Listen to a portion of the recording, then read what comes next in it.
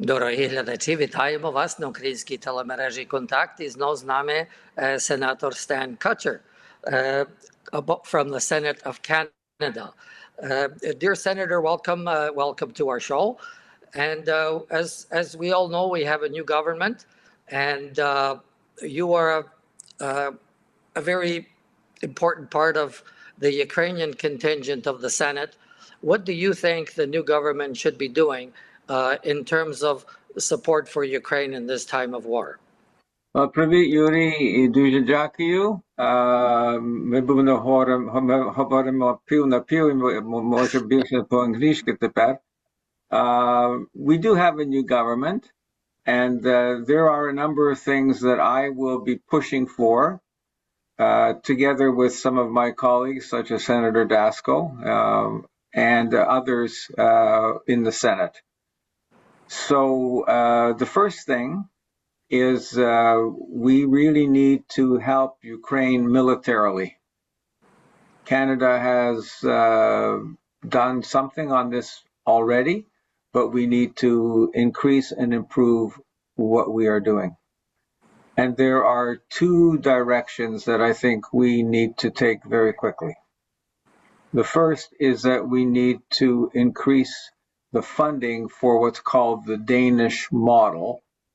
That is money going to the government of Denmark, which then uses a well-channeled, sophisticated transfer process to transfer that money to the Ukrainian armaments industry, so that Ukraine can use that money to make its own munitions, its own drones, which they can make more effectively and at a less cost than getting them from us. That also helps Ukraine develop its own defense capability, which Ukraine needs to do. So we have already moved money that way through the Danish model. It has been successful. I think we need to increase that amount dramatically. The second thing that we need to do is we need to sign on to what's called Sky Shield. Now, I have already brought this to the attention of many senators, and Senator Rebecca Patterson and I have been working on understanding this model. And what that is working with allies to cover the skies of Ukraine with airplanes so that they can shoot down the missiles and the drones that Russia is hitting civilian targets with. This will protect the cities of Ukraine. This will protect innocent people in Ukraine. This will protect the infrastructure for civilians in Ukraine. And it will allow Ukrainian Air Force to go into the combat zone. So it will move the planes that Ukraine has into the combat zone.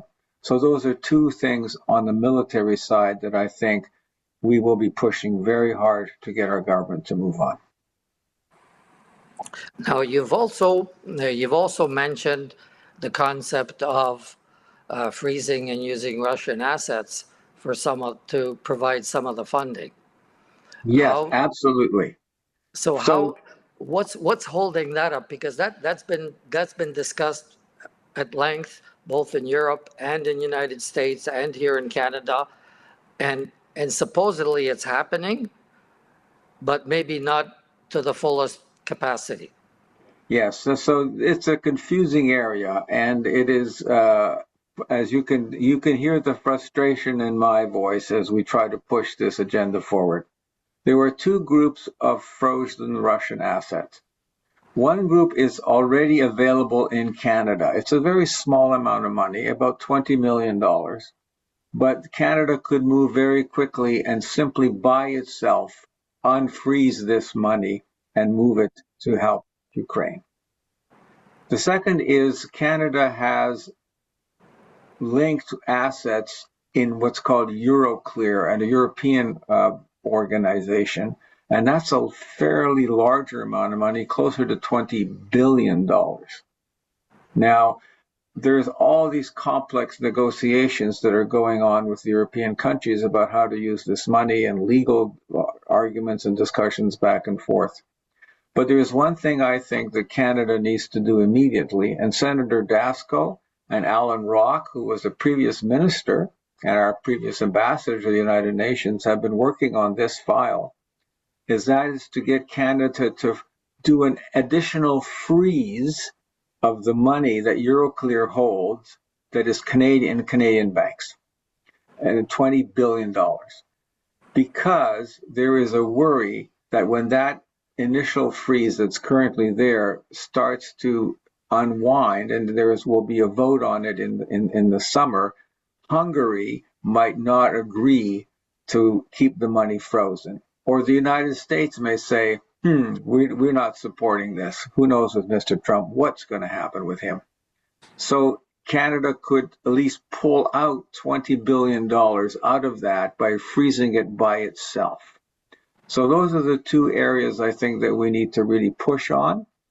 I've had discussions with people in government about the necessity to move on that.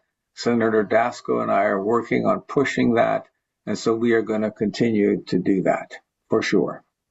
Now you mentioned something that sort of alludes to veto powers and unanimity in Europe. But is there some kind of understanding building in Europe that at least the interest from these frozen assets should be used, that does not necessarily require everybody to be on board, but just the majority? Well, that's the problem. Yes, there have been discussions about the use of the interest. Yes, people have talked about allocating the interest.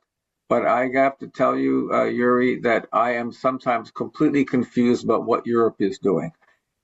And that I would actually, frankly, like to see Europe stand up and do much, much more. They have basically been abandoned by the Trump administration. Germany has new leadership. They're saying the right things. France is saying the right things. England is saying the right things. What we want to see is more action, to actually go forward and do the right thing. Now, the other part of this, and bring it another issue back home, is that we have a large newcomer population of Ukrainians who are here in Canada. And with that population, we have to there's the dog, Pasakvar, with that population, many of whom want to stay on in Canada. And we have written on this. My office has written on this. It's important for Canada to start looking at using available infrastructure to fast track those Ukrainian newcomers who may want to put down roots in Canada and to stay on.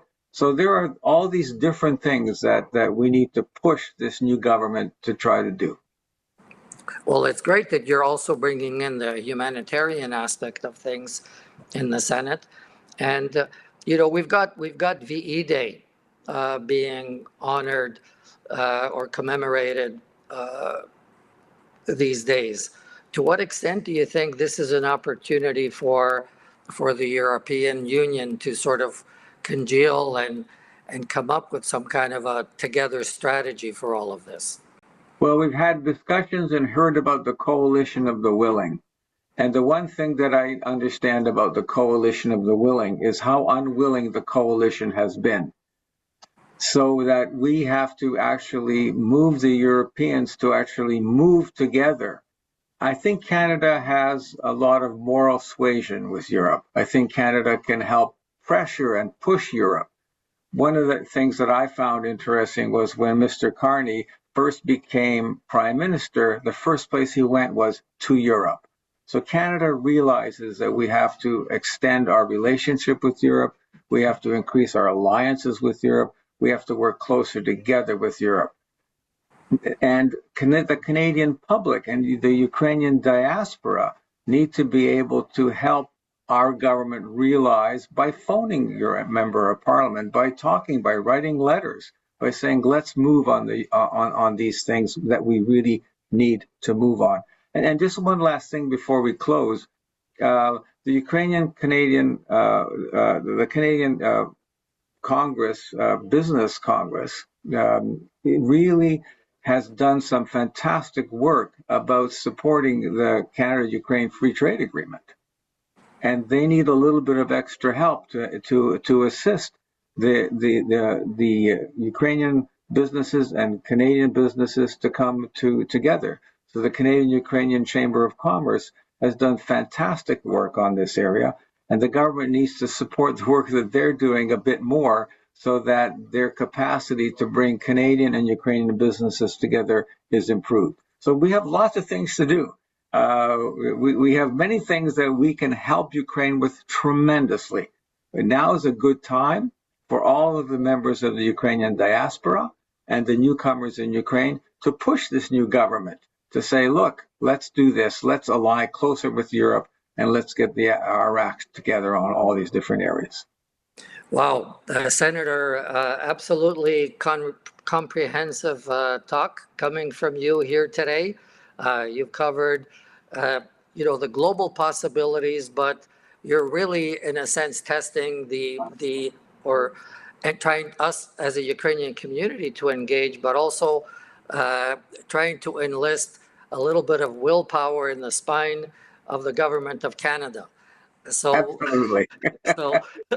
so considering the Senate is an important part of that, we thank you very much, not just for talking, but for all the great initiative that you're doing behind the scenes here. So congratulations on VE Day.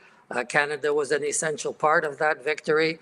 So we commemorate all the veterans that took part in that, still living, and those already deceased.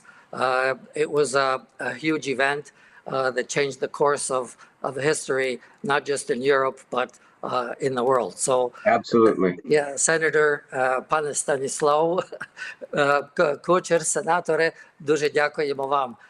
Дорогі глядачі, це надзвичайно цікава розмова з пропозиціями сенатора Стена Кучера в канадському парламенті. То вертаємося до програми відразу після наступних реклам. Senator, thank you very much. Дуже дякуємо. Дуже дякую, до побачення. Всього доброго. Добре.